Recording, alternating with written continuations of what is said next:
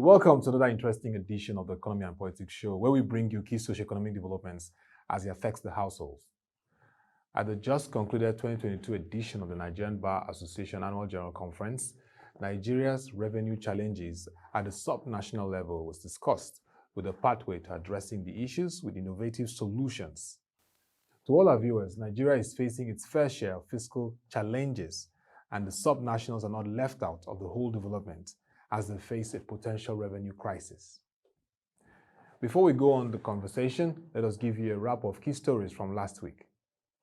At the 62nd NBA conference hosted in Lagos, frontline presidential candidates listed the following key areas that can be addressed to stabilize the naira. They include diversifying Nigeria's FX sources, leveraging idle assets through financialization, focusing on productivity through manufacturing, exploring ways to export services, and also tackling the issue of arbitrage and a multiple exchange rate system.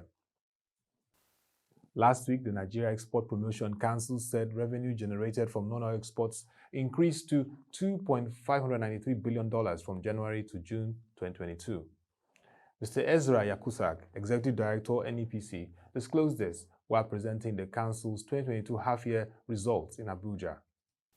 The National Bureau of Statistics said prices of selected food items increased in July 2022. It made the declaration in the Selected Food Prices Watch report for July 2022 released in Abuja last week.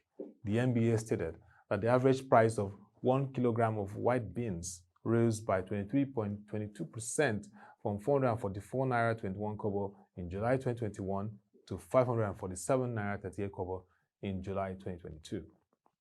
So joining us in the Economy and Politics Show, and our conversation today is around how states are addressing the 2022 revenue challenges. And we are taking excerpts from this year's Nigerian Bar Association conference that featured a plenary session on revenue challenges for the Nigerian Federation. Moderated by former Minister of State Petroleum Resources Dr. Manuel Ibe Kachiku, it discussed the key issues at stake, which was the fiscal stability of states at the time the major revenue source of the nation, crude oil, was being depleted. It was interesting to hear how states like Plateau and Edo are diversifying their revenue sources. Let us hear from Governors Simon Lalong and Godwin Obaseki. As a people, as a country, we seem to be defined by oil and the revenues coming from oil, as if in the history of our country, we did not function or do well as a people without oil. This transition we are talking about, when did we transit into what we're transiting from? We transited into an oil economy after the Civil War, and that's what has led us to where we are today. And for us, we must understand that there is life without oil. We have to be able to build a country without petroleum resources. And that's influenced and affected our views in Edo State. Thank God we're privileged. We're, we don't see ourselves as one of 36. We see ourselves maybe as one of less than 36 because we were a region when Nigeria had 4 regions. And as a region, we depended on our natural resources and our endowments. So what would life look like for us if we did not earn a dime from oil revenues today? We need to generate our internal revenues. We need to increase our capacity to generate more revenues for our development. And to do that, it's about one key factor, your people. It's a human endowment you have and how much investment you make in your own human endowments and your human capacity, because it's that capacity that will produce the economic growth that you will require to grow the economy. So for us as a state government, yes, we've been able to push revenues, but the bulk of the revenue growth has come from services like agriculture, like industrialization, and other services like technology. But these are all driven by human activities. And in order to continue to grow economically, we now must focus on investing in the human capacity, which means that education has to be the number one priority. For us, it's key to achieving the net zero carbon initiatives. Almost 70% of our forestry assets had been taken out, had been deforested. So for us as a priority, just as we're growing palm in the lands that we cannot, that are totally degraded, we are also now taking deliberate efforts to now regrow our forests and to ensure that we double the size of our forest reserves over the next, few years. My own example is not talking about crude. It's talking about how to raise a country, a dead country, back to life. So what I did with those challenges was first to address the issue of insecurity. In Plateau State, where I'm still blessed with mineral resources, in Plateau, the weather is enough for tourism. In Plateau State, mining was what was keeping Plateau.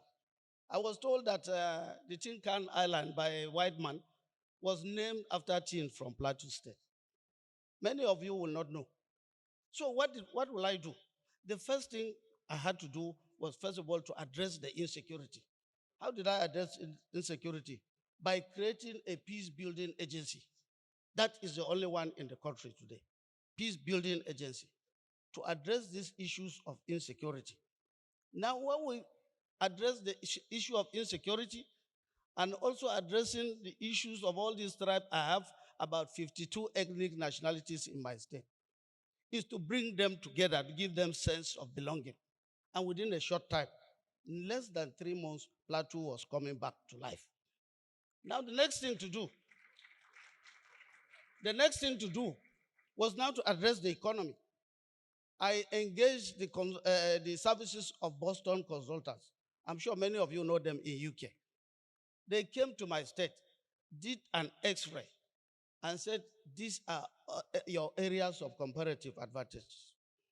You move into agriculture, go into mining, go into tourism, and ICT to engage the younger ones. For me, I did that. And we now move into mining.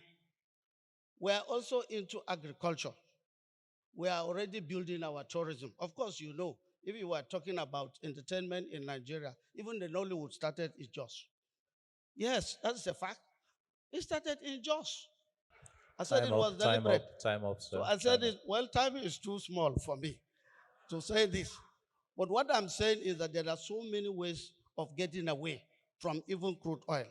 While as we address the crude oil, we must also concentrate. And the only concentration we will do is when we have that political will.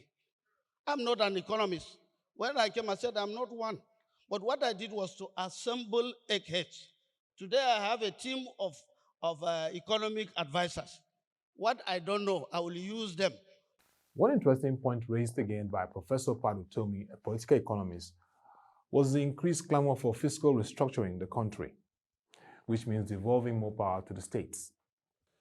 We forget that every part of Nigeria has endowments, and that these endowments can be developed into value chains that will enable those states pay all of these things, but we've made them lazy.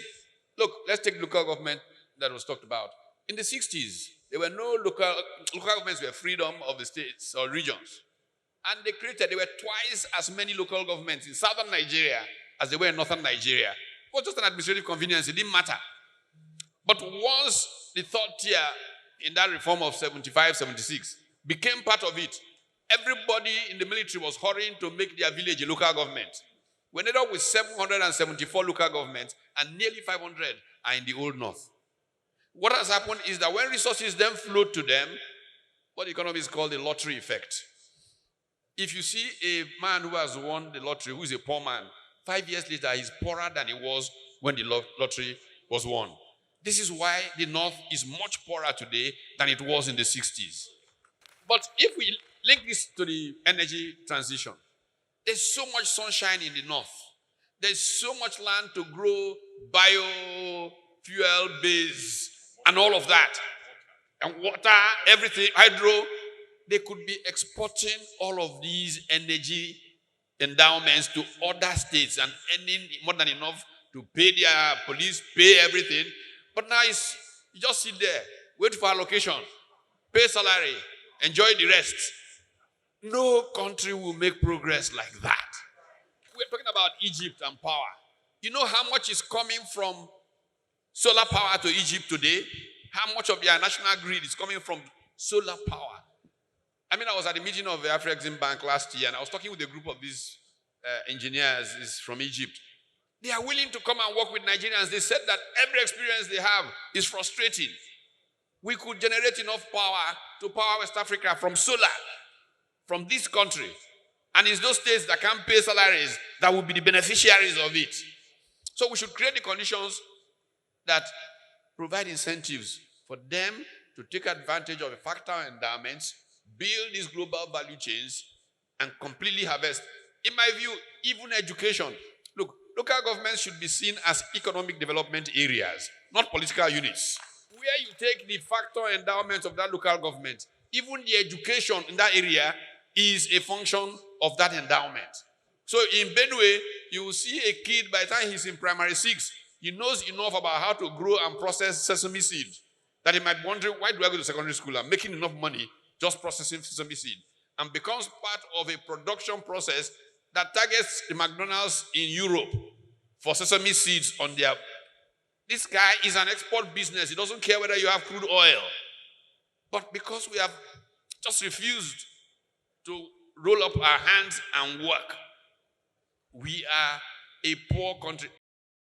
Speaking with WebTV after the session, we asked Governor Obaseki to highlight creative ways states can attract capital and boost socioeconomic activities amidst the rising socioeconomic challenges. I think the key is to focus on the enabling environment to make production happen. First, the law and order environment, like you heard. Nobody's going to come if there's uncertainty that you're not sure that they can enforce contracts. You need to look at your land reforms, particularly titling of land, ownership of land. You need to, because everything happens on land.